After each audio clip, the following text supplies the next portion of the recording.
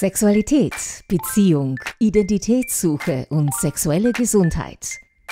Das Projekt Sex in the City der Wiener Gesundheitsförderung bietet für Jugendliche an Mittelschulen einen geschützten Rahmen und Antworten auf brennende Fragen aller Art. Ich wusste über AIDS, aber nicht so viel, was für zum Beispiel, wie man das Kondom so richtig benutzt. Ich finde es sehr interessant, man lernt sehr viel zum Thema Verhütung, Geschlechtskrankheiten. Die Fragen, die ich dann noch so habe, die wie soll man sagen, die peinlicher sind, dass ich die dann auch noch fragen will. Für junge Menschen ist der Zugang zu qualitätsvollen und verständlichen Informationen in Bezug auf Sexualität und Identitätsfindung gerade in Zeiten von sozialen Medien, Internet und Co. enorm wichtig. Beim Projekt Sex in the City werden die wesentlichen Aspekte rund um Liebe, Sexualität, Beziehung und Selbstwert aus verschiedenen Blickpunkten beleuchtet. Expertinnen und Experten bringen jungen Menschen in Workshops spielerisch und interaktiv die vielfältigen Schwerpunkte zur sexuellen Gesundheit näher.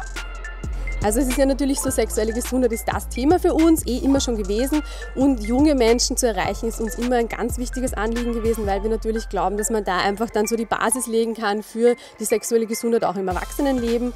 Weil wir ja sehr daran interessiert sind, dass junge Leute viele Informationen haben, weil wenn sie gut informiert sind, können sie hoffentlich auch gute Entscheidungen für sich treffen.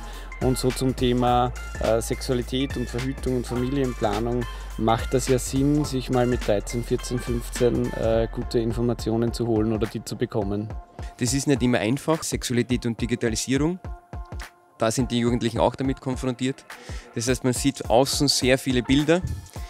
Und die Frage stellt sich natürlich, nicht nur bei den Jugendlichen, sondern auch bei den Erwachsenen, sind die Bilder, die ich außen sehe, wirklich echte Bilder oder lenken die einfach viel zu sehr ab und verunsichern mich mehr dadurch?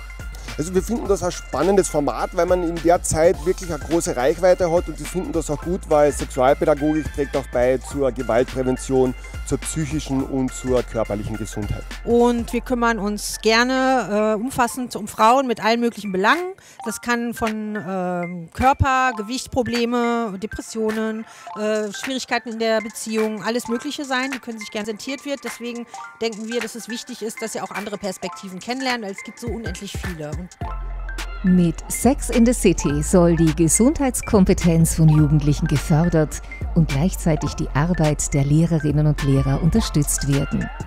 Die Wiener Gesundheitsförderung bietet kostenlose Workshops aus dem Bereich der sexuellen Gesundheit für interessierte Mittelschulen an. Unter Beachtung aller gültigen Sicherheitsmaßnahmen wird das Projekt für Schulen umgesetzt. Die Idee dahinter war, etwas zum Thema sexuelle Gesundheit zu tun, und zwar in unserem Fall konkret für Jugendliche, weil das natürlich ein Thema ist, das auch im schulischen Kontext relativ schwierig zu bearbeiten ist. Hier ist es immer ganz gut, auch von externen Expertinnen und Experten begleitet zu werden. Und in diesem Zusammenhang haben wir von der Wiener Gesundheitsförderung den Auftrag bekommen, hier eben auch wirklich qualitätsvolle, gute Angebote für Jugendliche zu entwickeln.